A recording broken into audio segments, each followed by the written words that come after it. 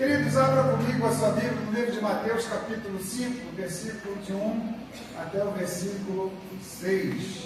Mateus 5, de 1 até o 6. Amém? Quem anotou semana passada é o mesmo texto, tá? Diz assim: vendo Jesus as multidões, subiu ao monte, e como se assentasse, aproximaram-se dele os seus discípulos. Ele passou a ensiná-los, dizendo: bem-aventurados os humildes de espírito, porque deles é o reino dos céus. Bem-aventurados que choram, porque serão consolados. Bem-aventurados os mansos, porque herdarão a terra. Bem-aventurados que têm fome e sede de justiça, porque serão fartos. Na semana passada, nós começamos a falar a respeito desse texto, quem estava aqui. E nessa passagem, o Senhor Jesus ensina aqui, estava ensinando os seus discípulos a respeito do padrão, do reino de Deus. E como é que as pessoas pertencem ao reino de Deus, o que elas precisam, como que elas precisam viver para pertencer e pertencer ao reino de Deus. E entre o capítulo 5 e 7, ele fala de muitas coisas aqui, fala sobre a maneira de como devemos orar, como devemos jejuar, como devemos ofertar. E Jesus disse aqui para os seus discípulos que eles são sal da terra e luz do mundo. Sal, vocês sabem para que serve o sal, né? Para temperar. E nós precisamos ser o sal da terra e luz do mundo, luz para aqueles que estão na escuridão. Nós precisamos, como discípulos aqui foram, Jesus falou sobre isso, sobre eles, que eles eram o sal da terra, a luz do mundo. Nós também precisamos ser o sal da terra e a luz do mundo, nesse tempo que nós vivemos.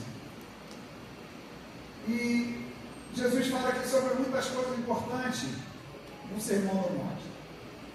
Só que ele fez questão de começar aqui nos ensinando sobre humildade, como eu falei semana passada. Porque a humildade, ela abre portas para a nossa vida. E tudo começa com a humildade. A Bíblia diz em 1 Pedro capítulo 5 que Deus resiste aos soberbos, mas dá graça àqueles que são humildes. Amém? Melhorou, gente. Ou seja, o Senhor só pode salvar aqueles que reconhecem que precisam de ajuda para serem realmente salvos. E o Senhor só pode ajudar também aqueles que são humildes, porque eles reconhecem que precisam de ajuda. Os humildes reconhecem que precisam ser ajudados. Enquanto você achar que você é bom, que você é capaz, que você é forte, não tem como Deus fazer nada por você. Enquanto você achar que é bom o suficiente, quando você achar que é capaz, quando você achar que é forte, Deus não entra nessa guerra, porque Ele espera que você se sinta, ou que essa fortaleza ultrapasse de você e você comece a dependê-lo. Mas na hora que você reconhece que precisa dele, do Senhor, para ser um bom pai, para ser um bom marido, para ser uma boa esposa, um bom filho, e cuidar dos seus negócios, e é nessa hora que ele vem e muda completamente a nossa história. Isso foi o relato da semana passada. Só que esse texto não para por aí. Ele continua dizendo, no verso 4: bem-aventurados que choram, porque serão consolados. E eu acho interessante a palavra de Deus, ela é cheia de paradoxos, que às vezes confunde a gente. A Bíblia, ela diz que maior é aquele que serve do que aquele que é servido. Está lá em Lucas 22. A Bíblia também diz que os últimos serão os primeiros. Lá em Mateus, capítulo 20. E quando estamos fracos, é aí que estamos fortes. 2 Coríntios, capítulo 12. E quanto mais você dá, mais você recebe. Tudo ao contrário. Aquele que se acha fraco, aí que ele está forte. Aquele que diz que ser o primeiro, serão os últimos serão os primeiros. Então existe também alguma coisa como aquela daqui que Jesus colocou para nós aqui. E ele vem e coloca diante de nós aqui mais um desses princípios aqui. E ele disse que bem-aventurado os felizes, ou bem-aventurado aqueles que são felizes, aqueles que são aqueles que bem-aventurados e felizes são aqueles que choram. Como isso é possível alguém chorar e ser feliz?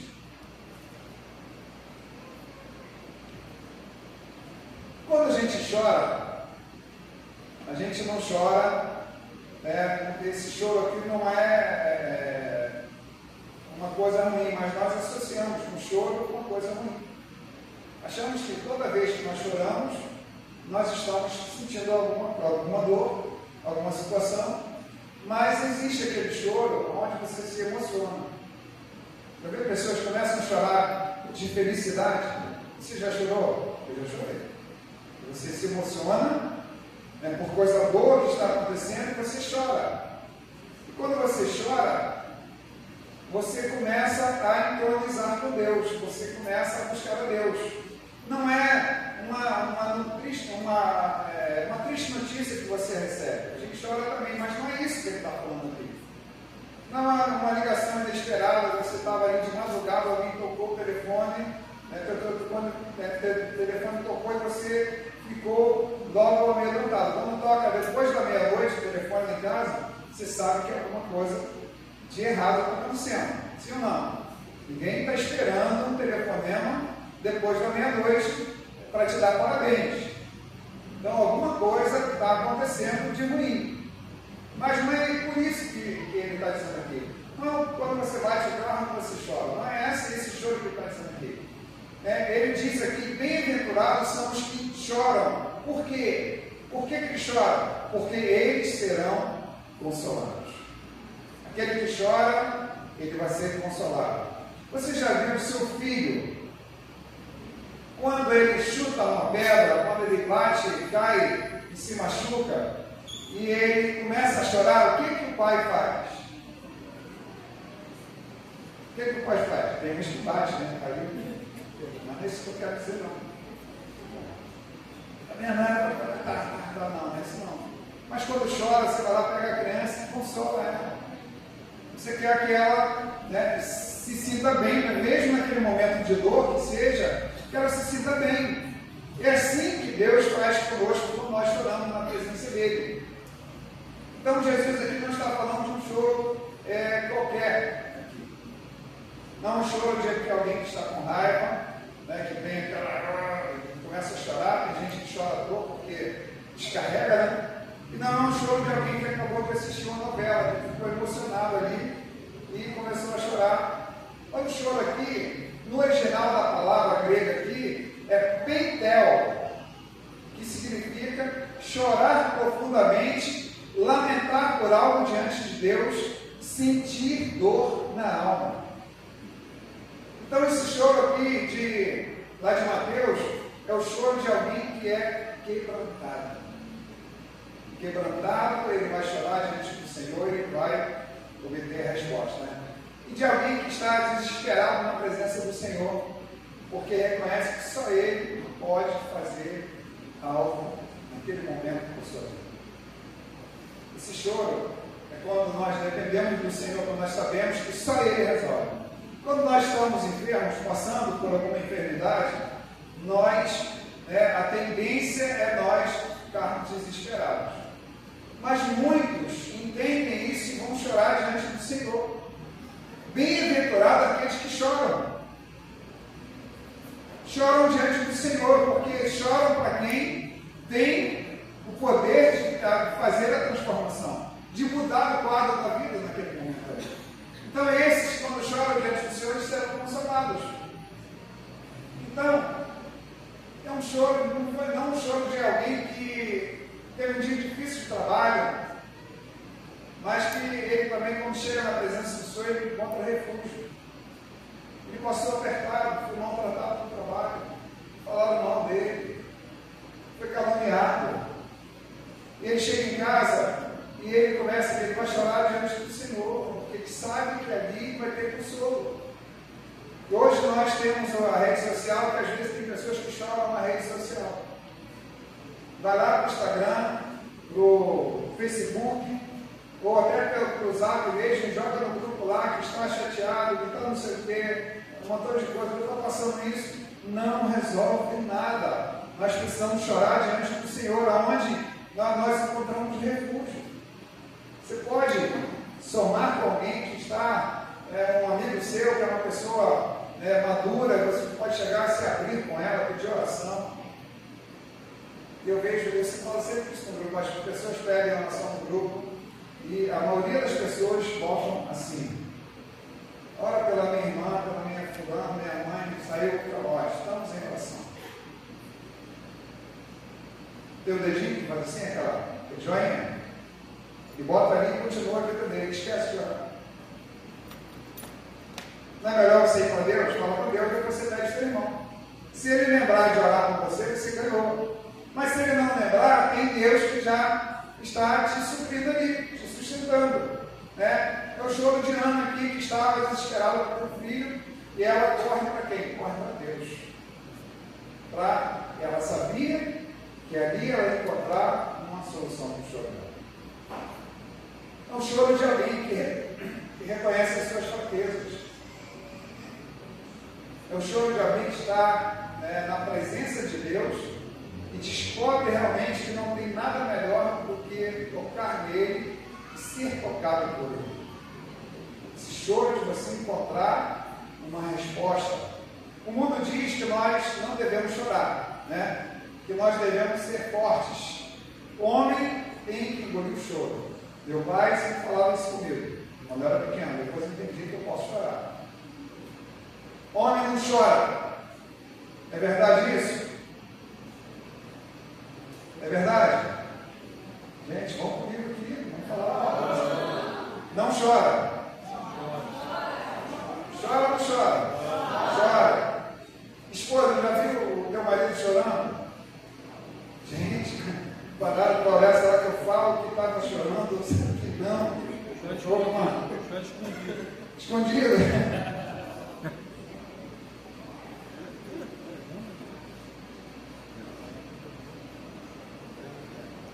Mas só que diante de Deus nós precisamos ter os nossos olhos cheios de lágrimas. Tudo isso é porque, sabe por que é? Porque esses que choram diante do Senhor, que choram na presença do Senhor, eles serão consolados. A gente tem um momento de chorar, tem um momento de se emocionar, tem um momento de fraqueza que você olha para o lado, para o outro, não tem ninguém, aí teus olhos começam a lacrimejar. Se tiver o homem é tão durão, se tiver alguém perto, ele segura o choro, ele prende o choro aqui. Engole, né? Isso a gente falava, eu ouvi muito isso com os pais. E já vi muitas pessoas falando, engole o choro. E é horrível. Uma criança, quando ela fez uma arte, alguma coisa, que o pai bateu, já apanhou, já fez errado, já apanhou, ainda tem que engolir o choro. E é horrível, engole o choro, tenta engolir o choro para tu ver. Olha quando você está sentindo dor. E eu já vi isso com criança. E a criança quase morre, porque não chora, engole o choro. Aí ele fica com medo, ele para de chorar, parece que o negócio dá uma sensação horrível, né? De você, naquele momento de você se esgoelar e chorar, você tem que prender as suas emoções, não pode deixar com que elas fluam. Mas esses que choram, eles serão consolados. Salmos capítulo 30, versículo 5, diz que o choro pode durar uma noite, mas a alegria vem pela manhã. Apocalipse diz que, lá em Apocalipse 21, que Deus enxugará dos nossos olhos toda a lágrima. O padrão do mundo é coração duro e insensível. Mas o padrão do reino de Deus é um coração humilde e quebrantado. Diante do Senhor, não tenha vergonha de se abrir diante do Senhor, de chorar. Hoje pela manhã foi tão gostoso aqui, ouvir de Deus. Estava aqui, a gente viu a liderança, todo mundo, a gente sendo aqui transbordando de alegria, de satisfação. Eu me ajoelhei ali, eu comecei a chorar porque eu tinha que chorar, tinha que falar diante do Senhor, não estava triste, não, mas chorar porque eu entendo que Deus estava agindo, fazendo algo poderoso naquele momento ali conosco, que estávamos aqui. É um momento que você tem que ir para um canto sozinho, vai lá se divertir com Deus, fica lá no cantinho e chora, deixa a lágrima cair, fala com Ele, que você vai ser consolado. Essa é a vantagem de quem chora diante de Deus, que vem consolo. Então, o padrão do reino de Deus é um coração humilde e quebrantado, né? No mundo nós aprendemos com lágrimas. No reino de Deus aprendemos a transformar essas lágrimas em sementes, porque na hora que você está chorando, você está plantando, você está conversando com Deus, você está recebendo direção, você está tendo direcionamento em todas as coisas que você precisa. No versículo 5, ele continua dizendo assim: bem-aventurados os mansos, porque herdarão a terra. Essa afirmação aqui que Jesus fez aqui é interessante, porque no mundo nós aprendemos que o manso, ser manso é coisa ruim. Fulano é manso demais. A mulher faz dele o que quer. Já ouviu isso? Já ouviu? Porque ele é manso. As pessoas pisam nele e ele não faz nada. Tem mulheres que falam isso. Sim ou não? Já? Não.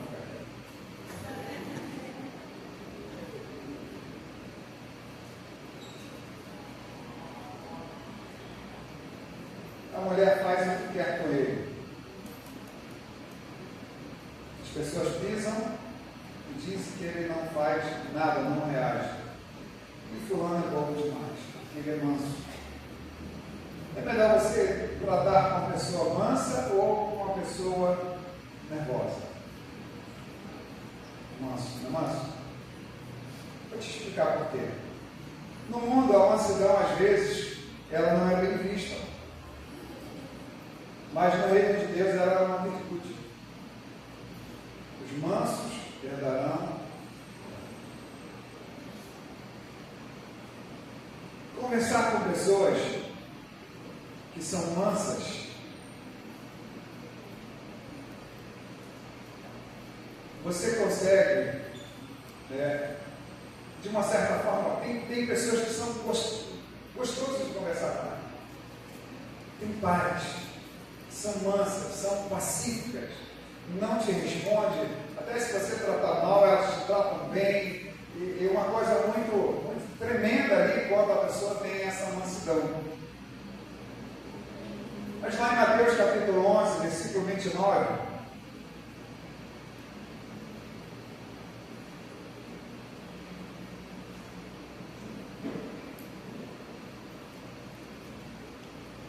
o Senhor Jesus disse que ele era manso e humilde. Tomai sobre vós o meu jugo e aprendei de mim, porque sou manso e humilde de coração, e achareis descanso para a vossa alma. Vamos mudar esse pensamento. Imagine que Jesus fosse alguém muito alterado. E nós, muito errantes. Nós não somos errantes, amém? Mas que nós fôssemos muito errantes. Cheio de pecado, ou então que ele nos pegasse lá antes de se converter.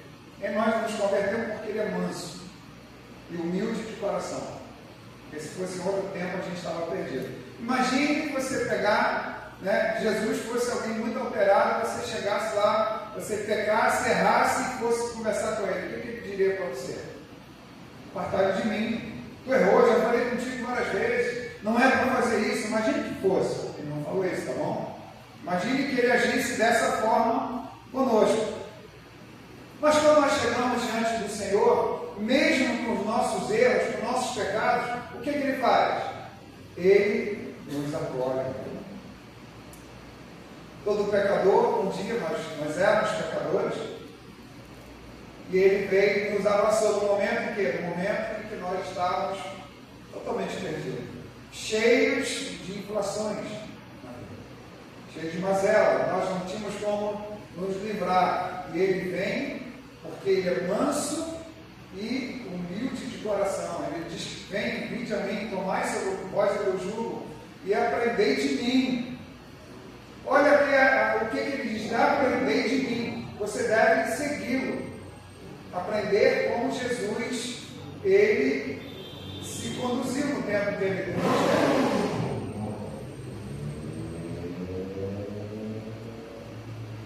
Aprendei de mim, porque sou manso e humilde de coração, e achareis descanso para a vossa alma. Olha o refrigério que dá quando você vive, ou então você chega para Jesus e você o reconhece e chora nos pés dele, ou então quando você comete um pecado, alguma coisa, um erro, nós estamos sujeitos a cometer qualquer tipo de erro, se nós não vigiarmos, e nós chegamos para ele, automaticamente ele nos reconhece, nos perdoa e muda a nossa história. Mas o que significa mansidão nesse tempo aqui? Ele é humilde de coração. Mas o que significa essa mansidão aqui? Só para você ter uma ideia aqui, a palavra manso, que Jesus ele usou aqui, a palavra praus, P-R-A-U-S, que era muito usada na época para se referir a um cavalo selvagem depois de ser treinado. Ou, então, um guerreiro que se tornou disciplinado. O cavalo que estava... já montaram a cavalo? Para amansar cavalo? Já viu alguém amansando? Só os mais antigos, né? É muito difícil ser montado um bicho daquele a primeira vez. Eu já tive experiência eu morava lá em Serapédica, numa granja, uma granja, meu pai era caseiro de lá, e tinha um camarada que tinha uma égua, um cavalo e nasceu um porco.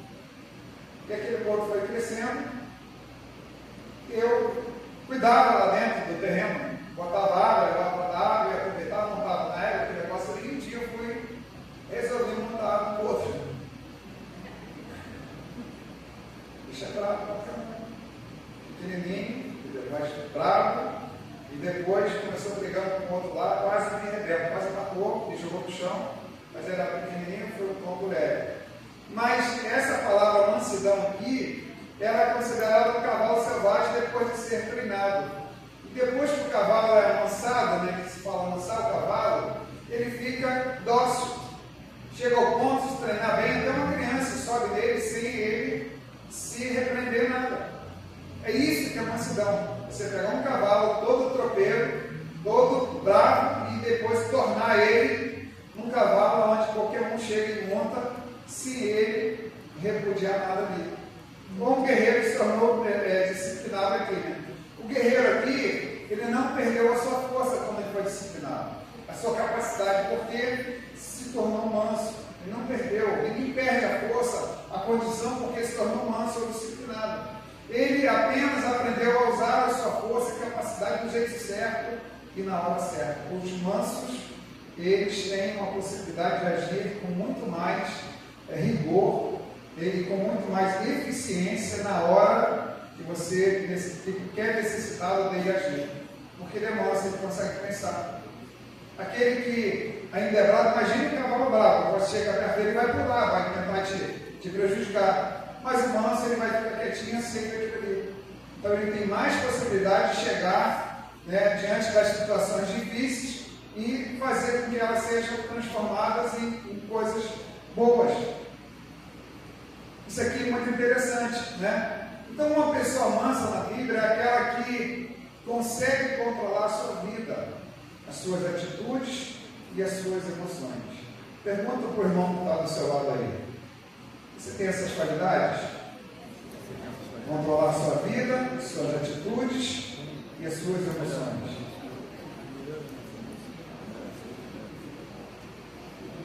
Sei que você perguntou, mas você ouviu a resposta dele?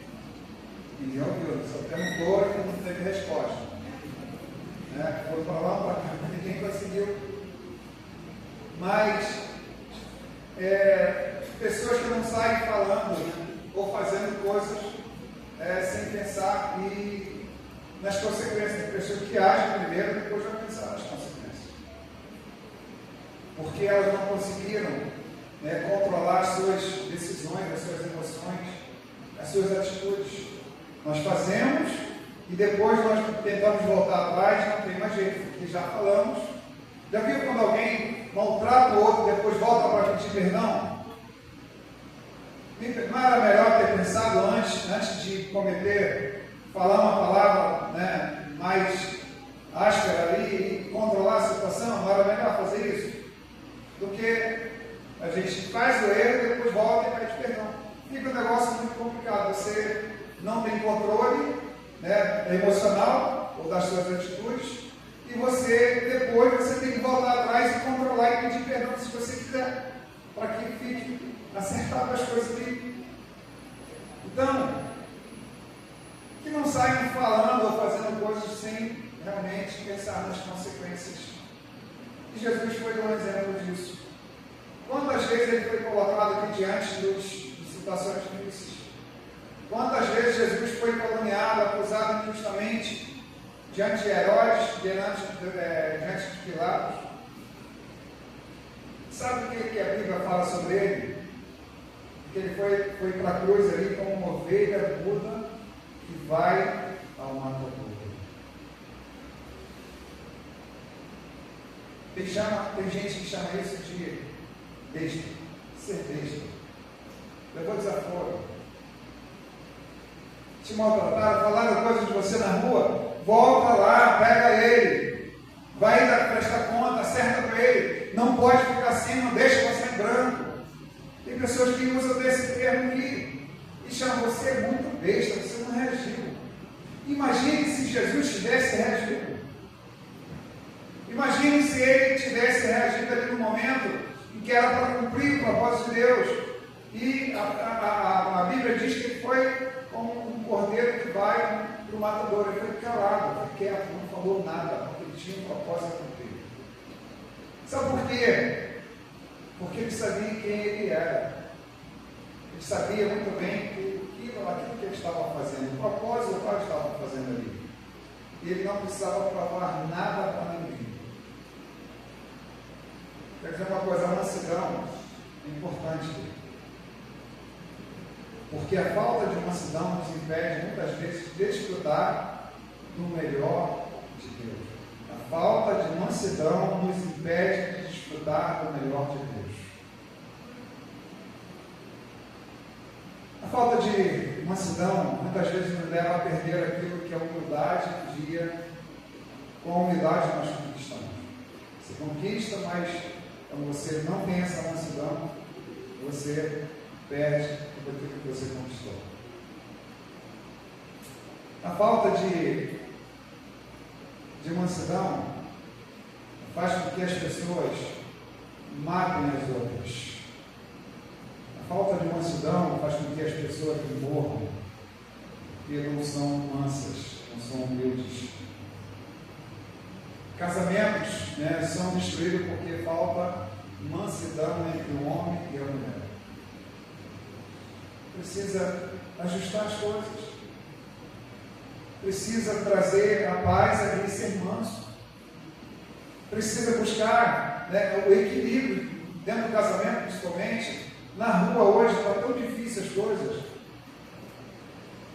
Antigamente se brigava na rua, se discutia na rua.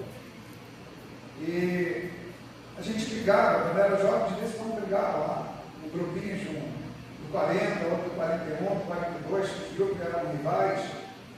Mas era no tapa. No tapa. E tinha um camarada lá, tinha uma quadrilha, eu digo, não é quadrilha de assaltante, não, quadrilha de junina, que era no 42. E tinha uns camaradas lá que não deixavam a gente entrar lá do 40, eu morava no 41, tinha no 40, 41 e 42. O povo do 41 e do 40 não podia entrar dançar aquela quadrilha lá, ou chegasse lá perto. Tinha um camarada que o nome dele, acho que até morreu, era Zeca Capeta. Zeca Capeta. E ele tinha um chicote, eles criavam boi, ele tinha um chicote daquele, todo trançado de couro, e eles ficavam ali, e quando alguém ficava tomando conta que via, percebia que alguém estranho tinha entrado, aquele cara partia para cima com um chicote. E às vezes eu entrava, nunca tive esse problema lá, porque a gente era bem próximo. Mas às vezes, teve uma vez que eu tive que sair andando de fininho, eu, meu irmão, quase o camarada estava com a gente, saímos de um lugar, sabe, viramos as costas, não demos nem ideia, saímos. Mas hoje não. Hoje não tem mais chicote, não. Não tem mais chicote. Hoje, arrasa logo. Se você não tiver essa mansidão aqui, se você não conseguir viver aqui, vivendo uma vida tranquila diante da sociedade, você vai morrer. Ou você mata ou você morre por causa da falta de mansidão. Hoje se brinca com a vida. Qualquer coisa é motivo de matar. Porque as pessoas não têm essa mansidão diante de Deus, não são mansas, não procuram experimentar essa mansidão. A humildade, ela abre portas, a mansidão mantém essas portas abertas. Amém. Salmos 37, versículo 11.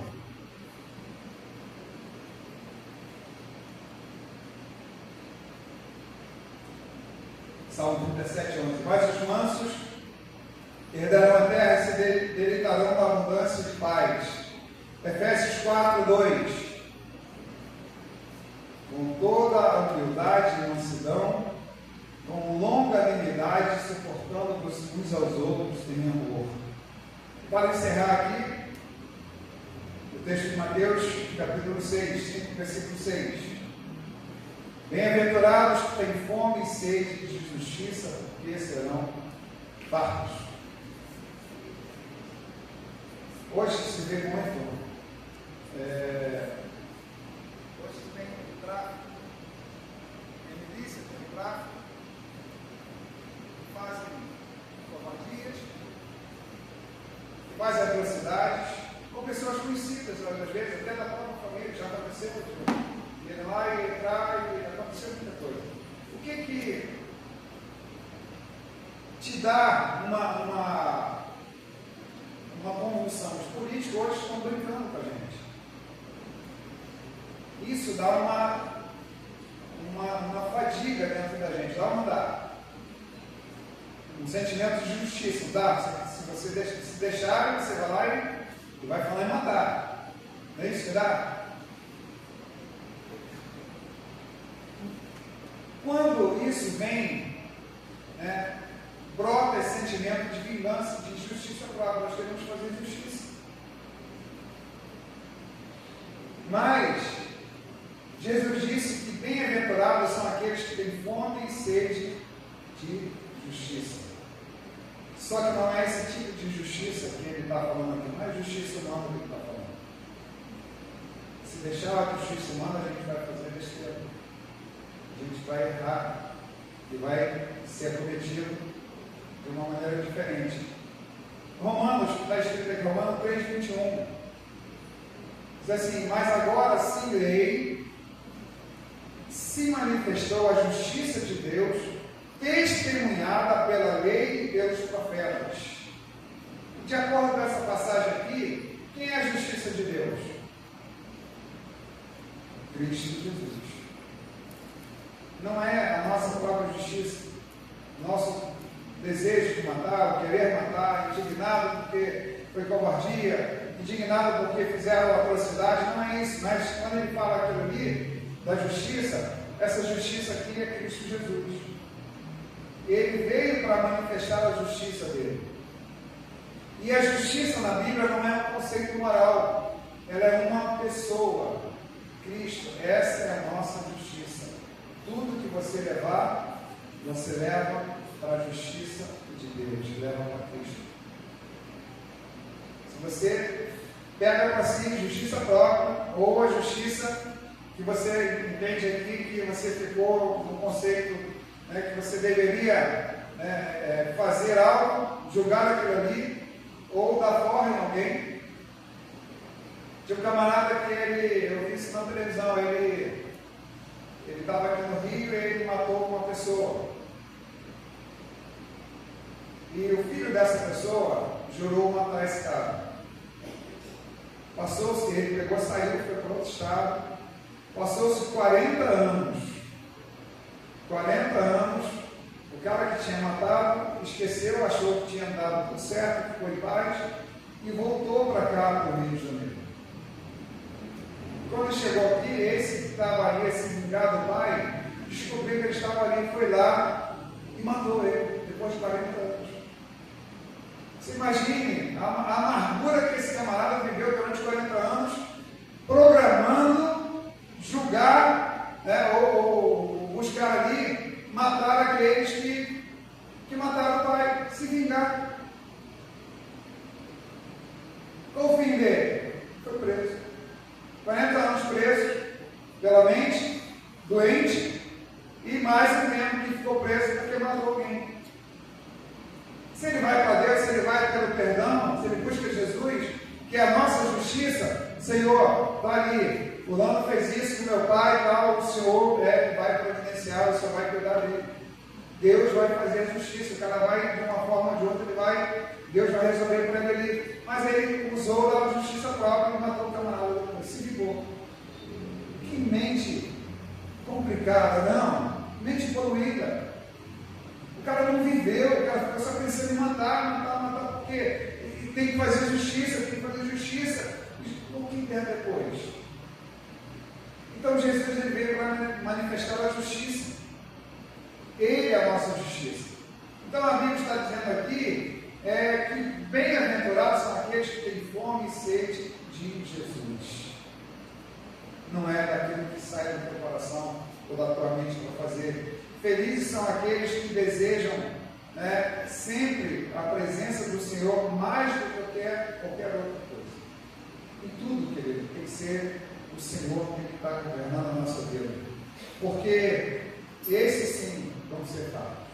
Esses que buscam ao Senhor, a justiça do Senhor, nós vamos sermos fartos. Vamos completar aquilo que estamos vivendo ali. Então Jesus está disponível para todos. Todos quanto buscarem, está disponível. Só que tem um detalhe aqui: o tamanho da nossa fome e sede vai determinar realmente o quanto nós vamos desfrutar dele. Quanto mais sede, mais você desfruta. Você chega aqui eu estou com pouca sede hoje, eu vejo que a garrafa está aqui e bebi pouca água. Mas tem dia que eu vou ali e bebo, quase que acaba.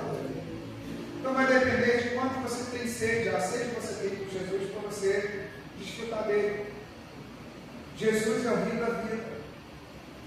E com as águas que nunca se acabam.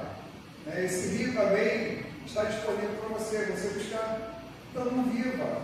Se tem alguma coisa que te perturbou lá no passado, que está te angustiando hoje ainda, alguma coisa que te fizeram mal, esquece isso.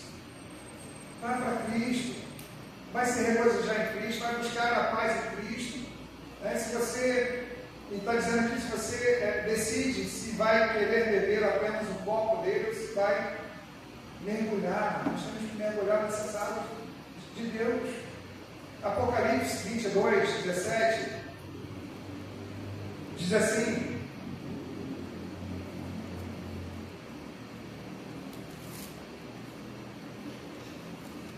Apocalipse 22, 17. O Espírito e a noiva dizem: vem. Aquele que ouve, diga: vem. Aquele que tem sede, venha. E quem quiser, receba de graça a água da vida. João capítulo 7, versículo 37, também está escrito: no último dia, o grande dia da festa, levantou-se Jesus e exclamou: se alguém tem sede, venha a mim e beba. Ele é a água que a gente precisa. Teve um dia que nós entregamos a nossa vida para Cristo. Eu e você, nós entregamos. Quem entregou a vida para Cristo já? Amém? Mas teve um dia que nós abrimos nosso coração para Ele ser o nosso Senhor e o nosso Salvador da nossa vida. E nesse dia que nós fizemos isso, mudou-se o reino e o governo nosso. A Bíblia diz que nós fomos tirados do império das trevas e fomos levados para o reino de Deus. Fomos colocados, nós éramos perdidos, nós estávamos sendo governados pelas trevas. Hoje mudou o nosso reino, o nosso governo. Então, nós estamos debaixo do reino do Filho de Deus. O diabo não governa mais a sua vida. Quem governa você hoje é Cristo. Eu estou falando isso para aqueles que já têm o Senhor, aqueles que já conhecem. Só que tem um detalhe que o padrão desse novo reino aqui, ele quer que nós possamos estar realmente que nós estamos muito mais superior do que o padrão que tinha. Nós estamos muito mais elevados do que o padrão que nós queríamos. Quando você muda de vida, você pode perceber. Eu lembro quando eu vivia antes de ser crente. Quando eu me converti, você lembra? O que você fazia antes? Então, o padrão que a gente vive hoje é muito mais elevado do que o padrão que nós tínhamos antigamente, antes de reconhecer Jesus. Então, nós andávamos aqui em humildade, nele nós vivemos em mansidão, e nele nós somos quebrantados e temos realmente domínio próprio. Uma coisa que nós precisamos ter é esse domínio próprio. Controlar. Carrega uma garrafa de água. Quando vier a tentação, vê o nervosismo, enche a boca d'água, fecha, não engula e mantenha essa boca fechada, cheia de água. Vai passar o período, vai se acalmar, você engole a água, você cospe e passou-se aquele momento ali de tentação, de desespero. Mas você vai estar ouvindo e falando assim, pastor, é muito difícil isso. Isso é difícil demais ter esse controle. É muito pesado mudar esse quadro, mudar esse temperamento. De repente você pensa, eu nunca vou conseguir. Eu tenho tentado tanto tempo, mas não consigo mudar o meu jeito de viver. Sou esquentado, não levo desaforo para casa. Isso não é bom, hoje não funciona mais isso. Levar desaforo para casa, às vezes você tem que levar e trata em casa, resolve em casa e volta todo dia. Mas tem gente que não consegue mudar o temperamento ali. Não estou falando isso aqui para trazer condenação para ninguém, pelo contrário. Estou aqui para lembrar você que você já tem tudo aquilo que você precisa para viver o novo padrão do reino. Jesus morreu, ressuscitou apenas para você ser salvo? Você acha? Jesus morreu e ressuscitou para que o Espírito Santo viesse, viesse dentro de você e habitasse com você. Você tem o Espírito Santo. E a gente tem que ter muita proximidade com o Espírito Santo, porque nas nossas vidas, tudo que vai nos guiar é Ele. E não condiz quando você professa uma fé e depois você age diferente em outras situações. E nós temos um compromisso de zelar não pelo nosso nome, mas pelo nome de Deus nas nossas vidas. Então, quando Ele vem à vida dentro de nós, Ele muda, Ele te torna brando, te torna calmo, te torna manso. Você tem que deixar que Ele atue na sua vida para você ser controlado. Você não pode tentar controlar Ele. Você tem que ouvir e perceber aquilo que Ele está dizendo para você. Aí você passa por essas situações todas, sem você ultrapassar os limites. E Ele é tudo que nós precisamos. O Espírito Santo é tudo aquilo que nós precisamos. Eu vou dizer mais uma vez, todas as noites, ou pela manhã, quando eu vou dormir, eu agradeço a Ele, dou boa noite a Ele. Eu não passo um dia sem lembrar dele. Eu te agradecer. E quando acordo, a primeira coisa pela manhã que eu faço é agradecer a Ele e colocar o meu dia diante dele. Pegue como exemplo. Como exemplo, eu falo sempre, eu vou pensar de, não vou pensar de falar, você vai ficar bem enjoado, de tanto falar isso, mas é coisa que eu vi. E é Ele que nos instrui no dia mau. Ele que nos instrui, né, no momento difícil, no momento que você está ali nervoso, Ele, opa, peraí. Calma. Vai dizer, deixa comigo, que eu vou agir. E você sai muito melhor. Gálatas 5, versículo 22 e 23, para a gente fechar.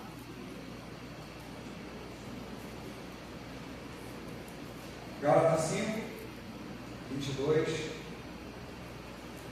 Você pode ler comigo? Mas o fruto do Espírito é amor, gozo, paz, longanimidade, benignidade, bondade, fé, mansidão, temperança.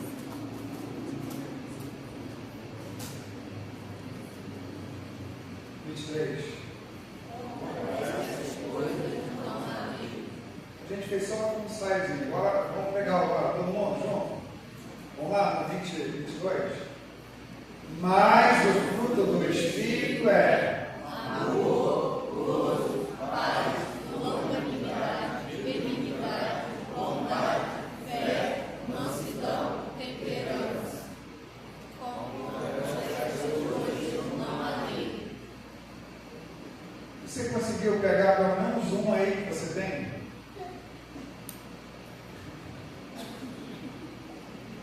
Amor, alegria, paz, longanimidade.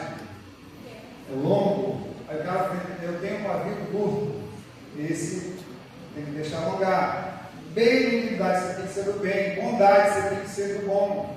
Fidelidade a Deus, fidelidade às coisas. Mansidão, domínio próprio. E ele diz aqui, contra essas coisas não há lei. Não há nada que impeça. Você pode praticar, você pode fazer, não há lei que vai te proibir isso. Então o que a gente precisa saber aqui? De onde que vem tudo isso? Quem que produz tudo isso em nós? O Espírito Santo. Ele.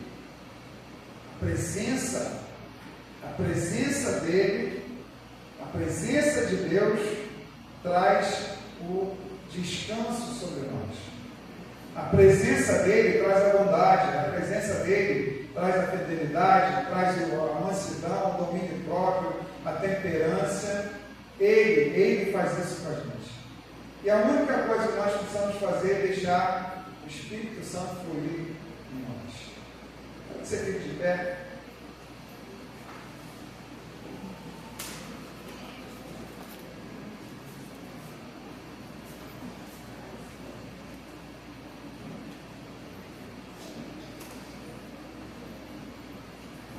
Não sei se você tem essa intimidade ou conhece o Espírito Santo. Você já falou em línguas também? Você já orou em línguas? Hoje de manhã nós tivemos uma aula aqui. Você já buscou ele? Ou você vive simplesmente dos efeitos que são produzidos no dia a dia sem ele? Nós não podemos viver desse modelo sem deixar os efeitos que ele produz em nós. Você tem que exalar isso, você tem que mostrar isso. Mas eu gostaria que você pensasse nisso, quando o Espírito Santo, ele é importante para nós, você precisa conhecê-lo. Você precisa ter dentro de você. Você precisa se encher, deixar ele saciar toda a sua estrutura, toda a tua sede, todo momento difícil que vai passar.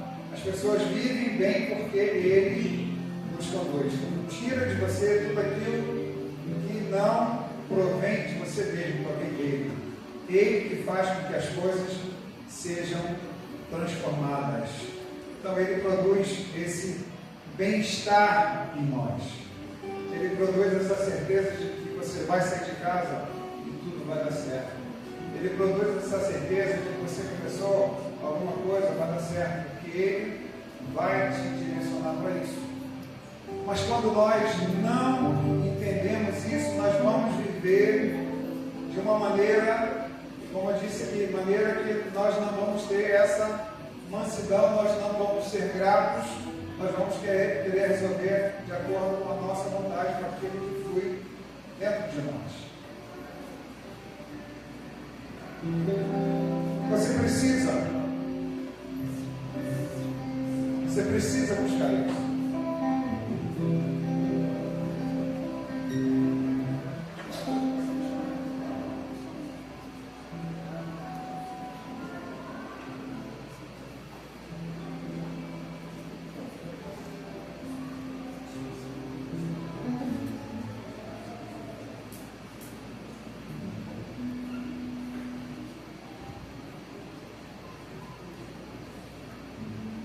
Gostaria que você começasse a orar nesse momento. Começasse a declarar para Deus aquilo que você, se você tem passado, se você não tem passado, você não vai falar nada, mas se você tem vivido esse tempo, que você já houve situação na sua vida que você não entendeu e você ficou prejudicado. Eu gostaria que você que fala em línguas, que ora em línguas, você começasse a orar em línguas.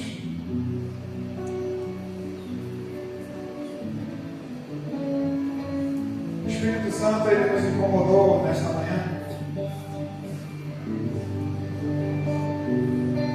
Quando nós deixamos de estudar dele, quando nós precisamos deixá-lo fluir dentro de nós. E quando ele flui dentro de nós vamos conseguir vencer todas as adversidades. Tudo aquilo que nós não conseguimos resolver com o nosso próprio esforço.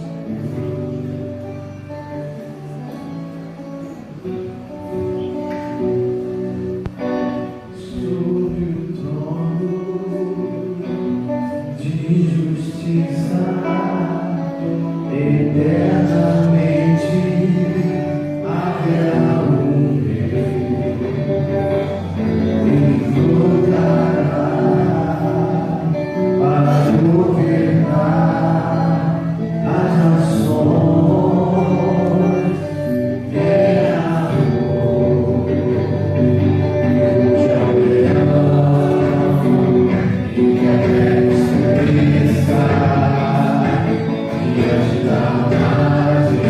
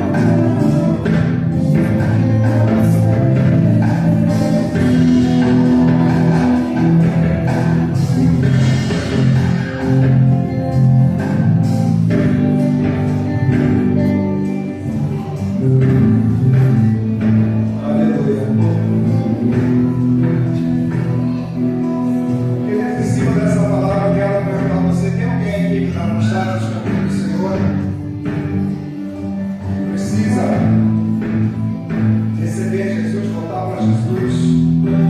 Para quem aqui entendeu a palavra, precisa ser governado, conduzido pelo Espírito.